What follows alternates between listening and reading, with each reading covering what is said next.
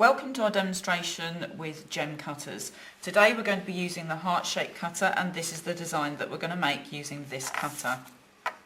If I just turn the cutter over first of all, you'll see that there's a handle at the back.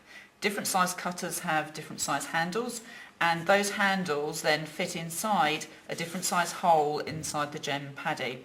So I'm just going to push the handle into the hole that it fits into, like so.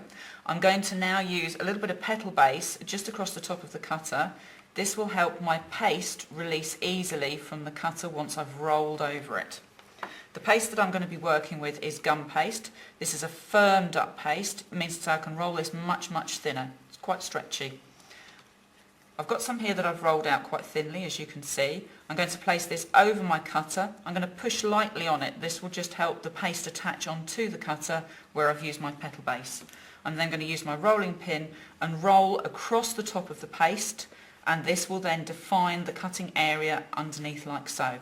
Now you can use your finger to just run around that outside edge to define the area, and if you prefer you can just use your JEM ball tool just to highlight the embossed area and make sure that that's also come through neatly. I'm just going to also use it around the inside heart just to make sure I've got a good clean cut there. We then remove the paste. This then shows us what we've got left. I'm now going to use my PME scriber just to flick out that paste in the centre. So there's my heart, and then just to remove the remaining paste from the cutter. That easily then just flicks out, as you can see. Then I'm just going to place it inside a former, just so that I've got some shape to my design that I've cut out. I'm now going to just show you some of the other different ranges from the JEM range for cutters.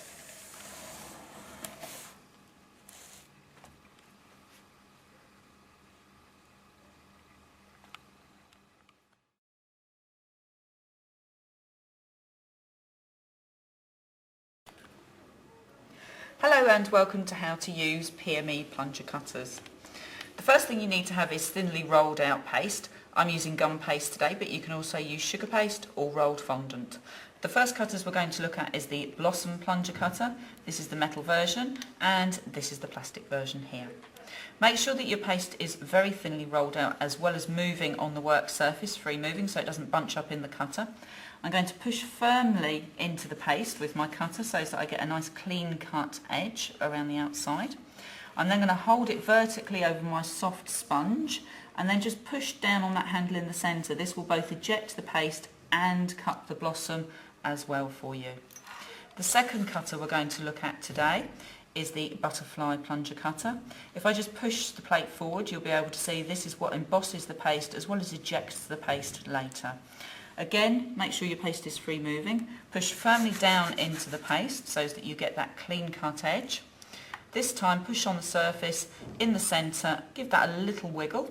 That will then emboss the design onto the paste for you. I'm just going to eject that out now so that you can actually see the design in full on the paste as we've ejected. The next we're going to look at is the rose leaf plunger. Again, make sure that your paste is free moving onto the work surface. Again, there's the design that's going to emboss directly onto our paste. So push firmly down into the centre, give that a little wiggle, clean cut edge that's on there, hold it down into the centre, push, wiggle, and then bring in that foam paddy again, and we're just going to eject that out onto there, turn that round so that you can then see our design neatly onto the paste there. If I just bring in now some of these that have been done earlier, you'll be able to see how to add some texture onto the butterfly wings using the PME bulbous cone tool, and also if you look at the leaves here, the edges have been completed with the PME ball tool.